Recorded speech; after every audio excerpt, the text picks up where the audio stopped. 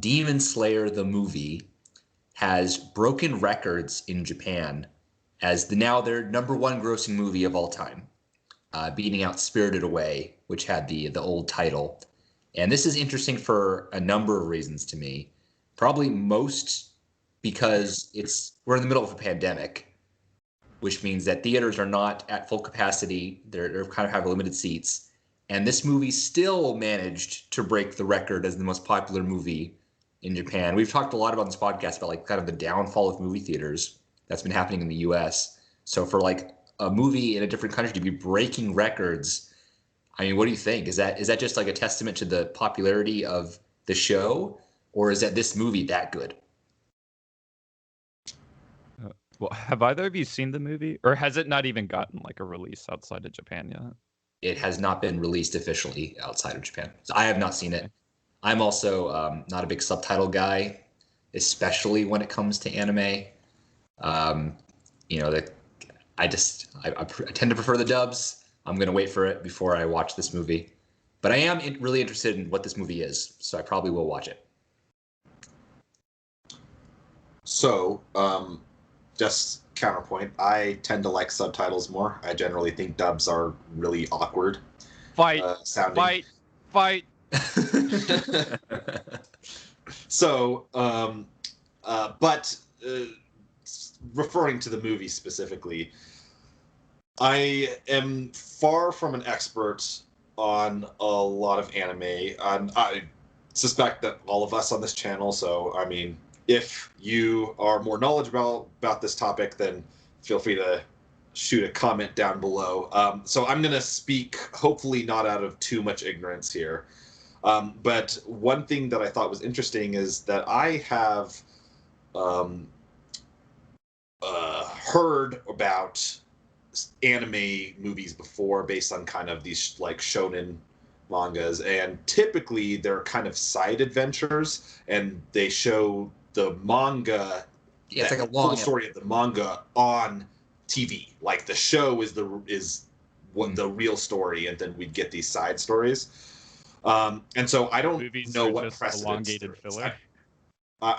It may be that there is precedence for this in Japan, and I'm just not familiar with it. But this is from my very just American perspective, this is the first time I personally have heard that the direct continuation of the storyline for a very popular anime/manga series is adapted to film first, like as in the story continues on that film. And I'm wondering whether that is a strategy that may have had to do something with its success, though I have no idea if that's true or not, and so maybe someone on the ground around there might be able to comment more on that.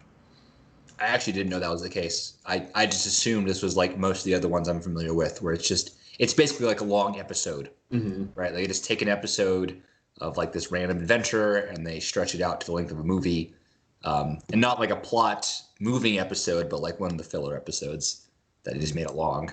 That's what I'm used to if I'm thinking of like like a Dragon Ball Z movie or a One Piece movie or something. That's usually what I expect. So it's interesting to me that this would be more,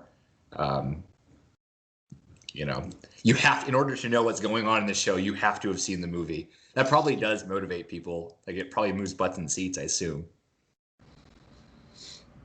Yeah, I mean, assuming that this is unique to that, I guess. But again, I'm not super familiar with the circumstances, but that is my understanding of what's going on. Yeah. And well, I'm also just guessing that Demon Slayer is a already like huge property. Okay. I'd never heard of it until Brayden showed me the article. But I don't really watch anime or keep up with it, so I'd have no idea. So I have seen the show, and I've seen the full first season. And what I can say about it, if I was going to give it a review, like I said, I haven't seen the movie, but just like the show is another like typical anime film. Like the main character, his whole thing is like, I want to get stronger. He meets baddies that are progressively stronger and stronger, must beat the baddies by training except like you've heard this story before. Nothing new. The thing that makes it stand out, and I believe actually this is like the new most popular. So I think the oldest, most popular anime for like years, I guess, was One Piece, and this has dethroned it. Like this is the new biggest top selling anime at the moment. And the thing that sets us apart, and it is set apart, is actually pretty good, is the animation. The animation quality of the show is, I mean, like movie level. And every episode is like that. And so that's the draw to me. To me, it's not so much the plot or the writing. I mean, it's all serviceable. Like, it's fine. I'm not going to, like, say it's bad. But it's nothing new. It's just your typical anime show writing. But the animation is a step above, like, considerably, I think. So if the show's already got like movie level animation, does that mean like the movie's animation like has transcended? Like, I kind of hope that'd be pretty cool. I mean, yeah, maybe I'll see it one of these days. I don't know. I wonder if you could see the movie without seeing the show. If it is a continuation of the story, I wonder how self-contained it is. In my mind, in order to break records the way that it did, like, it couldn't possibly just be fans watching it, right? Like, that doesn't seem like it'd be. I can't think of a show ever that is popular enough that if only the fans of that show saw the movie, that it would become the number one, grossing movie, like, of all time. Which this is the case in Japan. So I imagine that it's self-contained enough that you could not know anything about Demon Slayer and probably come out enjoying it. And also, usually, like, these really big, record-breaking movies are movies that you see more than once. I think it's like the story of Titanic. The reason it was number one is, obviously it was very popular, but also that people would see it multiple times. Same thing with Star Wars. So I wonder if this is the case, that it's the kind of movie that, is good for multiple watchings. This is all speculation. I mean, I've never seen it, but yeah, none of us live in Japan, so we can't give you the full deets. It is. Oh yeah. Or just question. So, I mean, I don't know anything about the situation in Japan, but like, I guess theaters there, do they have to like social distance? Do you know? Yes. I've heard that is the case. Yeah.